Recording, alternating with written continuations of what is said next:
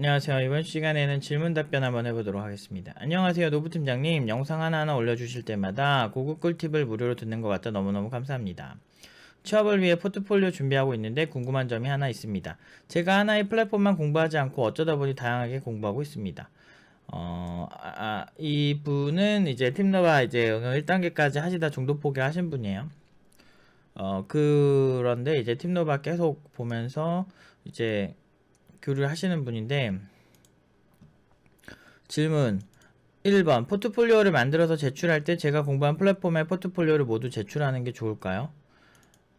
일단은 본인이 해온 거를 최대한 다 어필을 하는 게 좋긴 한데, 근데 직무 관련성이 좀 떨어지는 거는 그게 많다면 그거는 좀 문제일 수는 있는데, 근데 개발 기술적인 거라면은 저라면은 다 첨부를 하겠어요. 왜냐하면 또 신입 개발자나 경력이 얼마 없는 개발자들은 그 한 거를 다 해야 되는데 굳이 막 엄청 세분화해서 할 필요는 없을 것 같아요. 그냥 딱 봐도 어떤 프로젝트구나 하는 그런 부분에 내가 어떤 걸 맡았고 이 정도만 좀 간략하게 잘 어필하고 이제 면접자가 왔을 때 만나서 얘기 잘 하시면 된다.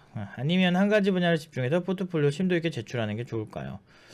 근데 이거는 이제 그 사람의 수준에 따라 달라요. 그러니까 이게 구직이 되게 심플한 줄 아시는 분들이 되게 많은데 절대 심플하지 않고, 그 구직에서 내가 어필하는 포인트가 굉장히 이제 그 사람 수준에 따라 완전 달라요. 완전 막 왕초보의 신입이다 그러면은 해온 거를 어필해야 되는데, 그것도 이런 거는 어필을 하면은 되게 뭐지? 얘 나랑 장난하나 하는 그런 것도 있고, 어떤 그러니까 충분히 이제 어필 포인트가 좋은데도 어필을 못하는 그런 신입 애들도 되게 많고, 그 좀 있더라고. 그래서 이제 실력에 따라 다른데, 저는 항상 제 설계는 팀노바 응용 2단계 애들 졸업하는 그 구도로 이제 이거를 하다 보니까 좀 얘기가 달라질 수는 있어요. 근데 이제 제가 수준이 어떠신지 잘 모르기 때문에, 일단 보편적으로는 많이 열심히 한 거는 다 보여주시는 게 좋죠.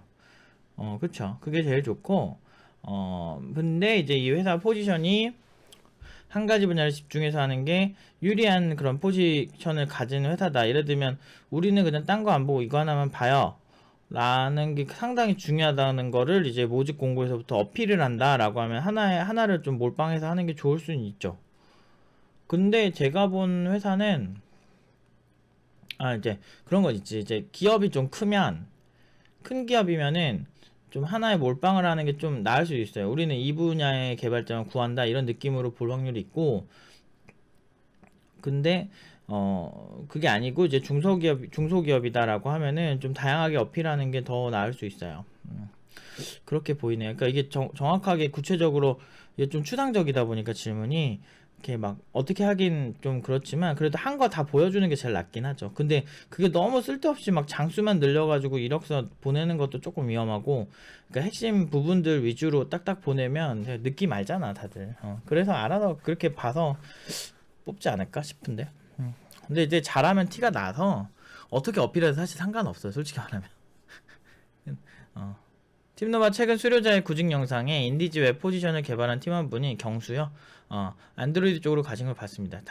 웹만 계속 했는데 안드로이드 가죠. 이거는 팀노바의 어나더 클래스라는 걸 증명하는 거죠. 팀노바는 일반적인 수준의 그런 느낌으로 가는 게 아니에요. 그러니까 제가 짜놓은 구도들이 있어요. 그러니까 되게 다 이상할 거야. 쟤 뭐야, 쟤네 뭐야? 웹 개발만 1년 가까이 했는데 쟤 왜 안드로이드로 가지? 근데 왜 연봉은 높지? 궁금하겠지. 얘도 연봉 우대 받아서 갔거든. 당연하지. 궁금할 수밖에 없지. 그러니까 내가 머리 좋다는 거지. 이게 원리를 설명하건 어쨌든 간에 알아. 다들 알아. 얘가 1년 웹 개발했어. 근데 얘 안드로이드 뽑았을 때 이득이야 라고 생각을 하게끔 느낄 수밖에 없어요. 왜냐면 실제로도 그렇고, 얘가 웹 개발을 하든 안드로이드 개발을 하든 안드로이드 개발 기똥차게요. 그러니까 그렇게 할 수밖에 없게 훈련이 돼 있어요. 그게 팀노바가 무서운 거죠. 그게 제가 영리하다고 얘기하는 거예요. 이게 잔머리냐? 아니에요. 저는 잔머리가 그렇게 좋은 편인가? 맨날 제가 돌직구 스타일이라 그냥 그 잔머리 써가지고 뭐 어떻게 하는 그런 스타일은 아니라서 그냥 너무나 당연한 거예요. 제 기준에는 이렇게 했을 때 저 개발자들이 이렇게 받아들일 수밖에 없다라는 게 있어요. 그런 게 있습니다. 그러니까 많은 사람들이 미스테리 할 거예요. 그 학원은 단가반이어야 되고 이런 생각 하겠지만 저는 오히려 저격의 포인트가 그냥 웬만한 전공자들보다 잘하게 만드는 게 기본 스탠스였고, 그리고 그 전공자보다도 이제는 경력자들 연봉을 받아가면서, 그것도 막 1, 2년 경력자 아니야, 엄청 많은 경력자들 연봉을 받아가면서 가게끔 다 설계를 해놨기 때문에 잘 될 수밖에 없죠. 그래서 제가 늘 말하는 거예요. 제가 굉장히 영리하다고. 그러니까 영리하고 우리 학생들도 영리하게 만들어주는 게 제 목표고, 그 결과를 냈죠. 되게 미스테리할 거예요. 맞아요. 미스테리예요. 그러니까 내가 그래서 그러잖아요. 내 생각을 대중들이 그렇게 쉽게 알 수가 없다고요. 어떻게 웹 개발을 1년 했는데 안드로이드로 들어가죠? 이거 다 이상하지. 이상할 수밖에 없지.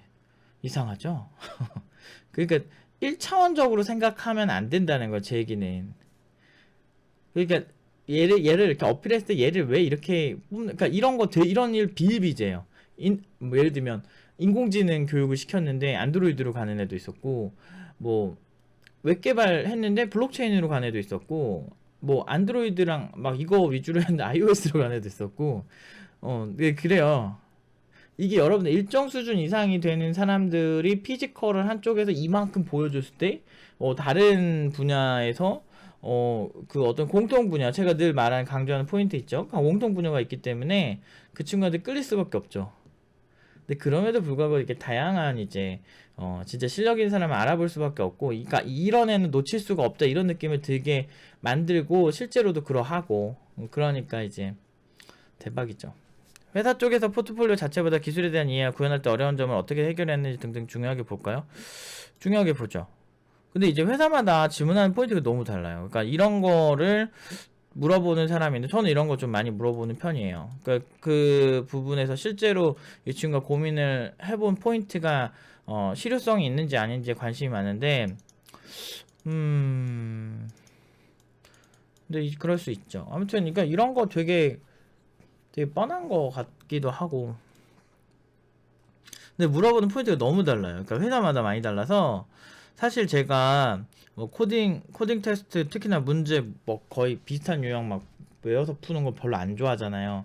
그 이유 중에 가장 큰 이유가 이런 이유 때문이에요. 회사에서 어떤 포인트로 코딩 테스트를 할지 질문할지 몰라요. 그러면 이거를 제일 편하게 가는 방법은 그냥 정도를 걷는 거예요. 그걸 내가 직접 구현하고 구현하는 과정에서 했던 생각들이 결국에는 면접 때 중요한 포인트가 될 수가 있거든요.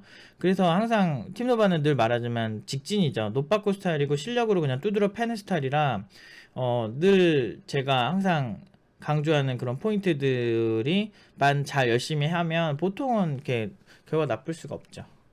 아무튼 잘 준비하셔서 잘 되셨으면 좋겠고, 그리고 두 번째 질문 있어요.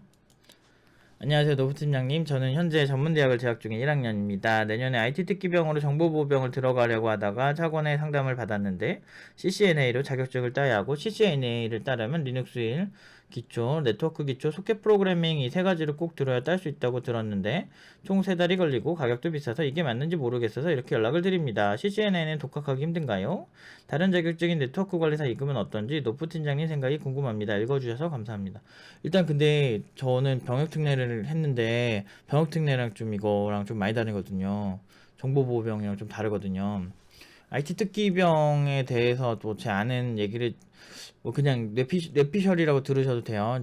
이거는 보안업계에서 들었던 얘기인데 그렇게 대단한 거 안 한다고 들었습니다. 생각보다 대단한 거 잘 안 하고, 그래서 막 이거를 꼭 가셔야 된다. 그러니까 일단 저는 그리고 CCNA를 따가지고 그렇게 가는 루트랑 제가 했던 그 병역특례 좀 달라가지고 좀 이렇게 제가 막 말씀드릴 게 별로 없는 것 같아요. 그러니까 제가 그 얘기랑 상관없이 또 다른 얘기를 하면 꼭 정보 IT 특기병으로 가면 되게 좋을 것 같은데 실제로 그렇지 않다. 그리고 정보보호병으로 가면 마치 거기서 실력이 늘 것 같다고 하는데 실제로 별로 그렇지 않다라고 말씀을 드리고 싶어요. 차라리 그렇게 막 너무 큰 기대를 안 하시는 게 좋을 것 같아요. 제가 옛날에 이걸 알아봤는데 지금 그때랑 크게 다르지 않다면, 그래서 저도 그냥 병역특례 쪽을 더 알아보고 했거든요.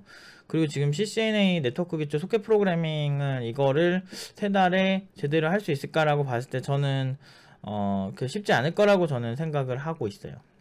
그리고 CCNA랑 개발자는 조금 다르고, 근데 공부를 해서 나쁠 건 아닌데 CCNA가 보통 이제 그 학원에서 보통, 그러니까 이게 CCNA가 꼭 그렇다는 건 아닌데 학원에서 아예 패키지로 막 연계가 된 케이스가 좀 있어요. 그래가지고 그 학원에서 그렇게 해야 쭉 따기 편한 막 그런 시스템을 갖추고 있는 경우도 많아서 오라클도 좀 그렇거든요. 그래가지고 오라클 자격증도 그렇고 막 그런 경향이 좀 있어서 자격증 따는 쪽이면은 아마 학원에서 하는 쪽이 좀 유리하시긴 하는 걸로 알고 있어요. 근데 이거 제가 이게 완벽하게 확실한 건 아니고 저 때 얘기기 때문에 한 10년 전 얘기기 때문에 지금은 어떻게 바뀌었는지 정확하게 몰라요. 근데 저는 이런 그 그러니까 뭐가 되고 싶은지가 되게 모르겠는데 개발자가 된다면 자격증에 너무 연연하지 않으셔도 돼요. 그리고 보안 전문가가 된다고 해도 자격증에 너무 연연하지 않으셔도 돼요. 이거 근데 이제 만약에 정부기관이나 이렇게 말씀하신 것처럼 뭐 군대 어떤 뭐 이걸 지원을 한다 아니면 대학의 어떤 자격으로 뭔가 지원을 한다라고 했을 때 자격증이 조금은 도움이 될 수 있어요. 좀 고리타분해가지고 제 기준에는. 그래서 아무튼 제가 많은 도움이 못 돼서 죄송하고 일단 좀 많이 알아보세요. 이게 비교 대조하다 보면 이렇게 보이는 게 있을 거예요. 저도 병특할 때 많이 알아봤거든요. 근데 그 일단은 IT 특기병이 그렇게까지 뭐 어마어마하지는 않다라는 거를 말씀을 드리고 싶었어요. 그러니까 물론 이제 걔 중에 뭐 괜찮은 애도 있겠지. 뭐 그냥 사병보다 나을 수는 있겠지만 그렇게 대단한 걸 안 하는 걸로 알고 있어요. 제가 봤을 때 그냥 이왕이면 병역특례 쪽을 저는 많이 추천하고 싶어요. 그러니까 가능하시다면 보충력이 가능하시다면 근데 보충력이 아니시면은 뭐 어쩔 수 없죠 뭐. 근데 이거를 굳이 IT 특기병에 특화시켜서 이걸 하기보단 그냥 개발하는 게 낫지 않을까? 라는 생각은 좀 들기는 하네요. 아무튼 여기까지 답변 드리도록 하겠습니다.